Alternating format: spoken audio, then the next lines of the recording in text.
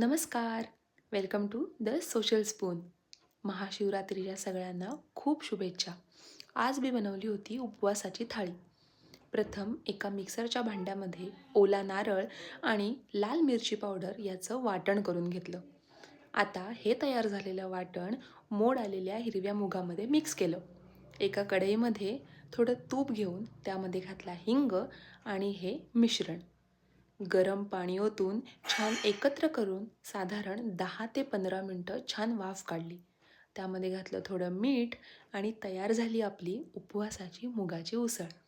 आता चटणीसाठी थोडं खोबरं, मिरची, आलं, मीठ, थोडीशी चिंच, जिरे आणि पाणी घालून तयार झाली आपली चटणी. यासोबत आपण बनवतोय वरीच्या तांदळाची भाकरी. सर्वप्रथम वरीचं पीठ गरम पाण्यामध्ये घालून त्याची उकळ काढून घेतली. तयार झालेलं पीठ थंड पाण्याचा हात लावून छान मऊसूत मळून तयार करून घेतली. त्याची भाकरी तव्यावर छान खरपूस भाजून घेतली आणि नैवेद्याचं पान तयार करूया.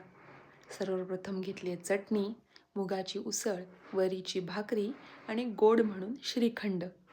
ओम नमः शिवाय.